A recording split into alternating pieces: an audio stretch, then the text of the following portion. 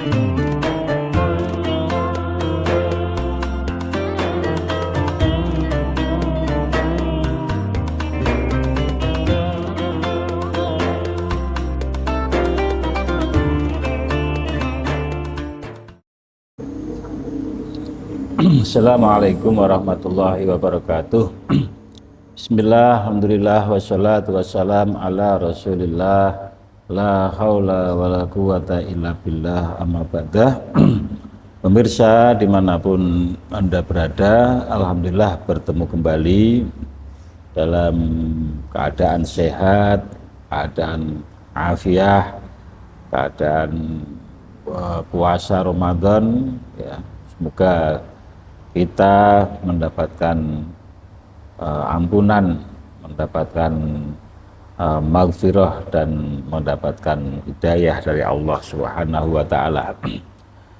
Pada pertemuan kali ini para pemirsa, kami akan menyampaikan beberapa permasalahan termasuk makruh-makruhnya puasa. Yang dimaksud dengan makruh itu, konsep makruh itu adalah bila dikerjakan tidak membatalkan dan tidak apa-apa, namun ketika ditinggalkan itu mendapatkan pahala. Nah, termasuk dalam hal berpuasa ini ada hal-hal yang memang dimakruhkan untuk ketika dilakukan. Ya, kita tahu bahwa di dalam wudhu, ya, itu ketika wudhu kita itu selain waktu puasa itu disunahkan untuk mubalaghah, waktu istinsyak, waktu kumur-kumur, kemudian waktu kita itu intinya untuk kita disunahkan menghisap air ke hidung, kemudian kumur-kumur, di situ disunahkan untuk mubalaghah. Mubalaghah itu bersungguh-sungguh kemudian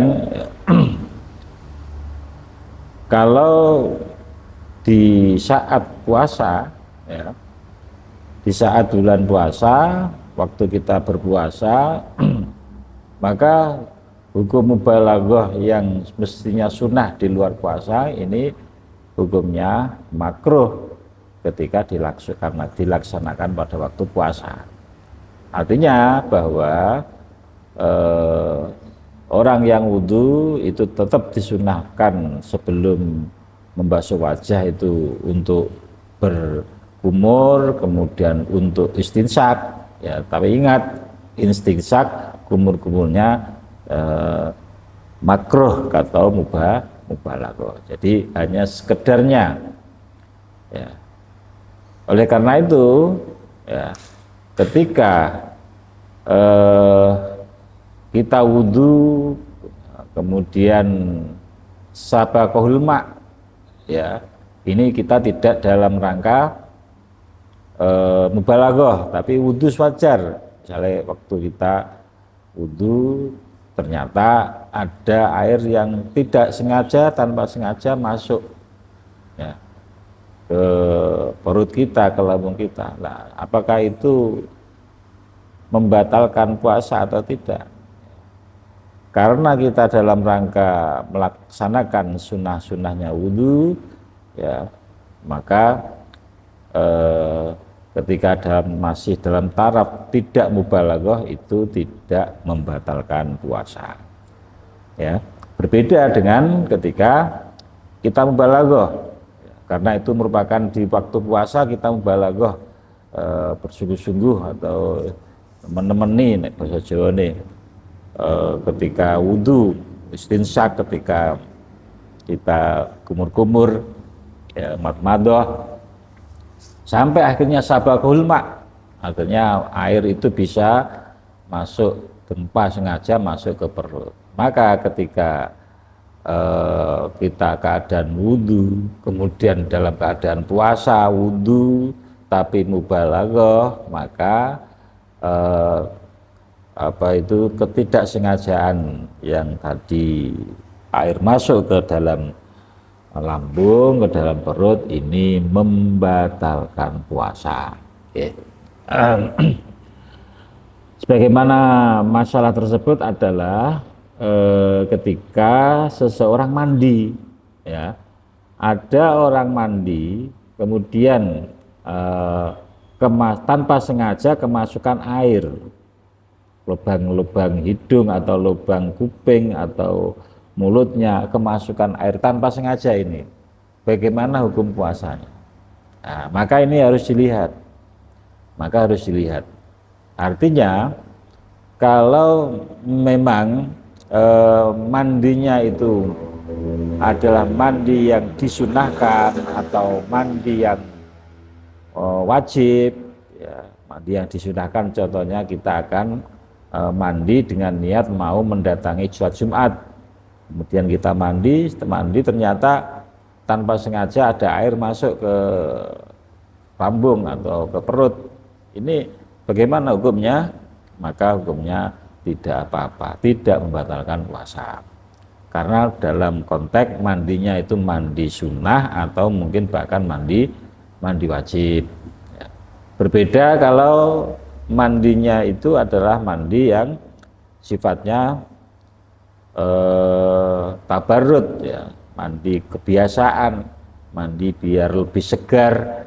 Nah, kemudian kita mandi, bareng mandi ternyata sabaqahul ma, ada air yang masuk ke tubuh kita, maka ya, hal demikian kalau mandinya mandi biasa itu membatalkan puasa, ya, membatalkan puasa. Nah ini jadi catatannya adalah mandinya apa, termasuk mandi wajib atau mandi sunnah. Kalau mandi wajib mandi sunnah, ya, dengan kebelanjurnya atau dengan tidak sengajanya air masuk ke dalam tubuh ini tidak mempengaruhi batalnya puasa, ya, puasanya tidak batal. Tapi kalau mandinya mandi yang kebiasaan, ini bisa membatalkan puasa. Nah ini ya kadang-kadang memang sering terjadi di masyarakat dan menjadi pertanyaan masyarakat, ya, itulah yang jadi hukumnya seperti itu. Pemirsa yang kami muliakan, kemudian perkara yang dimakruhkan lagi saat berpuasa itu adalah tidur sepanjang hari lah. Ini makruh, ya, artinya kurang disukai. Ya, masa setiap hari tidur mulai pagi sampai siang. Nah ini juga merupakan itu hal yang dimakruhkan dalam puasa, ya. Terus kemudian yang berikutnya adalah mencicipi makanan, ya. Mencicipi arti dalam konteks hanya di lidah saja, ya. Mencicipi makanan hanya di lidah, tidak sampai ditelan. Kalau ditelan, ya, itu membatalkan puasa, ya. Kalau ditelan, kalau hanya sebatas ditaruh di lidah, ini tidak membatalkan, tapi makruh hukumnya, ya. Kemudian, ya, ini yang biasa untuk mak-mak, ya, ketika puasa ini tanya apakah nyicipi makanan itu batal, ya, selama tidak ditelan, ya, cicipannya hanya di lidah, setelah di lidah terus dikeluarkan, diludahkan, maka itu tidak membatalkan puasa. Terus yang terakhir, perkara-perkara yang membatalkan puasa adalah melakukan hal-hal yang sifatnya mengurangi atau menghilangkan pahalanya puasa, ya. Jadi secara fikih mungkin sah karena memenuhi syarat rukun, namun, ya, dalam hal ini kita juga perlu, ya, bahwa pahala-pahala puasa, ya, pahala ganjaran puasa itu salah satunya adalah dengan kita meninggalkan hal-hal yang dilarang, ya, seperti apa itu ghibah, ya, seperti ngerasani atau adu-adu, namimah, ya, adu domba, kemudian omongan-omongan yang kotor. Ya. Nah inilah ya semaksimal mungkin ya, walaupun secara hukum asal itu sudah haram, ya, namun ketika kita waktu puasa terus benar-benar usahakan bisa menghindari ini ya, biar menyempurnakan pahala kita ya. Pemirsa yang kami hormati ya, dari 4 hal itu yang penting yang saya sampaikan makruh-makruhnya puasa, semoga bermanfaat dan selamat melaksanakan ibadah puasa ya. Semoga kita mendapatkan barokah, ampunan dan itqun minan nar dari Allah Subhanahu wa taala. Dari saya sekian, wallahul muwaffiq ila aqwamit thoriq. Wassalamualaikum warahmatullahi wabarakatuh.